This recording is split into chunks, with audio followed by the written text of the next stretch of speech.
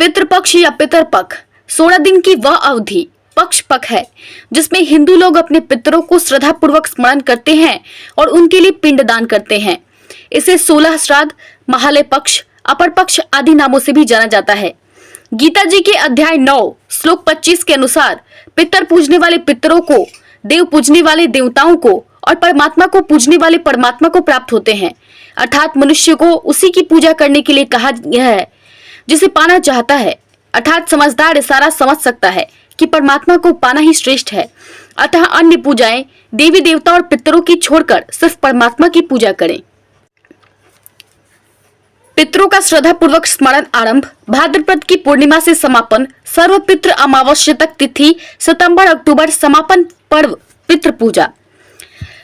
पुराण के अनुसार श्राद्ध। हिंदू धर्म के मार्कंडी पुराण गीता प्रेस गोरखपुर से प्रकाशित पेज 237 पर है, जिसमें मार्कंडी पुराण तथा ब्रह्म पुराणांक एक साथ जिल्द किया है। वही श्राद्ध के विषय में एक कथा का वर्णन किया गया है, जिसमें एक रुचि नामक का ब्रह्मचारी साधक वेदों के अनुसार साधना कर रहा था।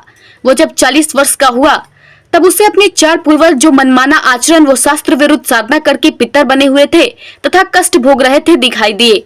पितरों ने उससे कहा कि बेटा रुचि, शादी करवाकर हमारी श्राद्ध निकाला करो, हम तो दुखी हो रहे हैं। इस पर रुचि ऋषि बोले कि पितरामहो वेद में क्रिया या कर्म कांड मार्ग, श्राद्ध, पिंड भरवाना आदि को मूर्खों की साधना कहा गया है। फिर आप मुझे क्यों उस गलत शास्त्र विधि रहित रास्ते पर लगा रहे हो? इस पर पितरों ने कहा कि बेटा, आपकी बात सत्य है कि वेदों में पितर पूजा, भूत पूजा के साथ साथ देवी देवताओं की पूजा को भी अविद्या की संज्ञा दी गई है।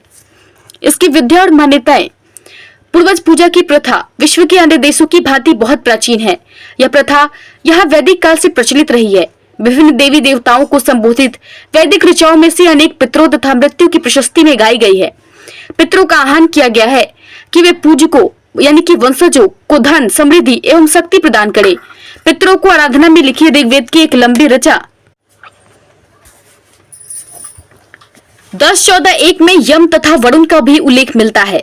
पितरों का विभाजन वर, अवर और मध्यम वर्गों में किया गया है। 10-15-1 एवं यजु संख्या 1942 संभवतः इस वर्गीकरण का आधार मृत्यु क्रम में पितृ विशेष का स्थान रहा होगा। ऋग्वेद 10-15 के द्वितीय खंड में स्पष्ट उल्लेख है कि सर्वप्रथम और अंतिम दिवंगत पितृ तथा अंतरिक्षवासी पितृ श्रद्धेय है। शायन की टीका अनुसार स्रोत संस्कार संपन्न करने वाले पितर प्रथम श्रेणी में, स्मृति आदेशों का पालन करने वाले पितर द्वितीय श्रेणी में और इनसे भिन्न कर्म करने वाले पितर अंतिम श्रेणी में रखे जाने चाहिए। ऐसे 3 विभिन्न लोकों अथवा कार्यक्षेत्रों का विवरण प्राप्त होता है, जिससे होकर मृतात्मा की यात्रा पूर्ण होती है। ऋग्वेद 10-16 में अग्नि से अनुनय की वह मृतकों को पितृलोक तक पहुंचाने में सहायक हो। अग्नि से ही प्रार्थना की जाती है कि वह वंशजों के दान पितृगणों तक पहुंचाकर मृतात्मा को भीषण रूप में भटकने से रक्षा करे। ऐत्रेय ब्राह्मण में अग्नि का उल्लेख उस रज्जु के रूप में किया गया है जिसकी सहायता से मनुष्य स्वर्ग तक पहुंचता है। स्वर्ग के आवास में पितृ चिंता रहित हो परम शक्तिमान एवं आनंदमय रूप धारण करते हैं। पृथ्वी पर उनके वंशज सुख समृद्धि की प्राप्ति के हेतु पिंडदान देते हैं और पूजा पाठ करते हैं। वेदों में पितरों के भयावह रूप की भी कल्पना की गई है। पितरों से प्रार्थना की गई है कि वे अपने वंशजों के निकट आए, उनका आसन ग्रहण करे, पूजा स्वीकार करे और उनके क्षुद्र अपराधों से अप्रसन्न न हो। उनका आह्वान व्योम में नक्षत्रों के रचयिता के रूप में किया गया है। उनके आशीर्वाद में दिन को जाज्वल्यमान और रजनी को अंधकार में बताया है। परलोक में 2 ही मार्ग है, देवयान और पितृयान। पितृगणों से यह भी प्रार्थना है कि देवयान से मृत्यु की सहायता के लिए अग्रसर हो। संहिताओं और ब्राह्मणों की बहुत सी पंक्तियों में मृत्यु के प्रति मिलता है। पहला जन्म साधारण जन्म है। पिता की मृत्यु के उपरांत पुत्र में और पुत्र के बाद पौत्र में जीवन की जो निरंतरता बनी रहती है उसे दूसरे प्रकार का जन्म माना गया है। मृत्युपरांत पुनर्जन्म तीसरे प्रकार का जन्म है। कौशिकी में ऐसे व्यक्तियों का उल्लेख है जो मृत्यु के पश्चात चंद्रलोक में जाते हैं और अपने कार्य एवं ज्ञानानुसार वर्षा के माध्यम से पृथ्वी पर कीट, पशु, पक्षी अथवा मानव रूप में जन्म लेते हैं। अन्य मृतक देवयान द्वारा अग्निलोक में चले जाते हैं। छांदोग्य के अनुसार ज्ञानोपार्जन करने वाले भले व्यक्ति मृत्युपरांत देवयान द्वारा सर्वोच्च ब्राह्मण पद प्राप्त करते हैं। पूजा पाठ एवं जन कार्य करने वाले दूसरे श्रेणी के व्यक्ति रजनी और आकाश मार्ग से होते हुए पुनः पृथ्वी पर लौट आते हैं और इसी नक्षत्र में जन्म लेते हैं। स्मृतियों एवं पुराणों में भी आत्मा संस्मरण संबंधी विषय पाई गई है और इसमें भी पितृपर्ण के हेतु श्राद्ध संस्कारों की महत्ता परिलक्षित होती है। मृत्युपरांत पितृ कल्याण हेतु पहले दिन 10 दान और अगले 10-11 दिन तक अन्य दान दिए जाने चाहिए। इन्हीं दानों की सहायता से मृतात्मा नई काया धारण करती है और अपने कर्मानुसार पुनरावृत्त होती है। पितृ पूजा के समय वंशज अपने लिए भी मंगल कामना करते हैं। प्रथम 10 दानों का प्रयोजन मृतकों का अध्यात्म निर्माण है। मृत्यु के 11वें दिन एकोदिष्ट नामक दान दिया जाता है। अगले 2 मास में प्रत्येक मास एक बार और अगले 12 मासों में प्रत्येक 6 मास की समाप्ति पर एक अंतिम दान द्वारा इन संस्कारों की कुल संख्या 16 कर दी जाती है। श्राद्ध संस्कारों के संपन्न हो जाने पर पहला शरीर नष्ट हो जाता है और आगामी अनुभवों के लिए नए शरीर का निर्माण होता है। वेद वर्णित कर्तव्यों में श्राद्ध संस्कारों का विशेष स्थान है। कर्तव्य परायणता के हित में वंशजों द्वारा इनका पालन आवश्यक है। आज भी प्रत्येक हिंदू इस कर्तव्य का पालन वैदिक रीति के अनुसार करता है। इस प्रथा के दार्शनिक आधार की पहली मान्यता मनुष्य में आध्यात्मिक तत्व की अमरता है। आत्मा किसी सूक्ष्म शारीरिक आकार में प्रभाविता होती है और इस आकार के माध्यम से ही आत्मा का संसरण असंभव है।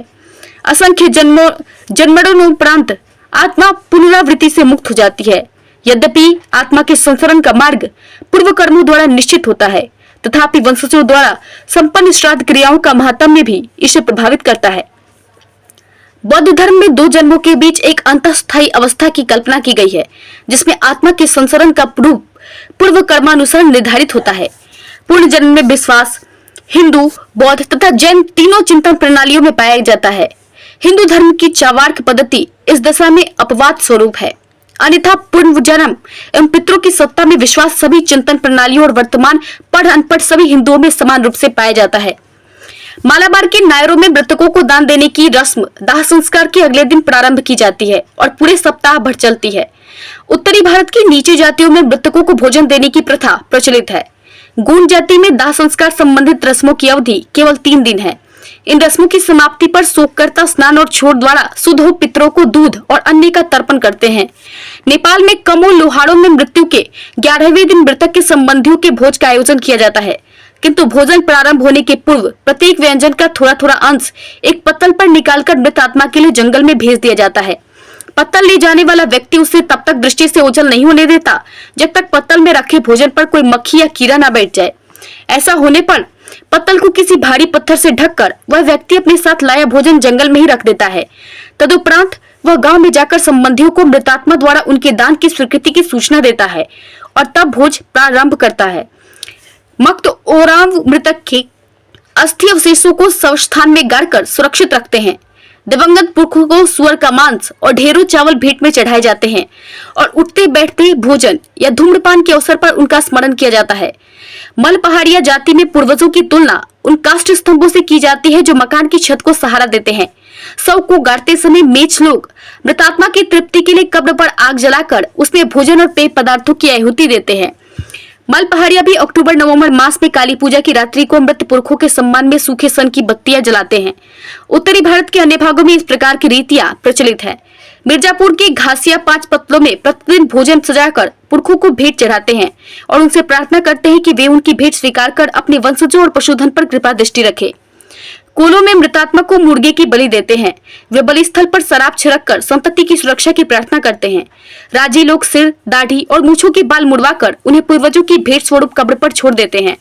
खानाबदोश और पूर्व अपराधोपजीवी नट कबीले के लोग नदी के तट पर भोजन बनाते हैं और कपड़ा बिछा उस पर मृतात्मा के बैठने की प्रतीक्षा करते हैं। मृतक का निकटतम संबंधी एक कुल्हड़ और धूरी हाथ में लेकर नदी में डुबकी लगाता है। वो तब तक जल से बाहर नहीं आता जब तक सिर पर रखा कुल्हड़ भर न जाए।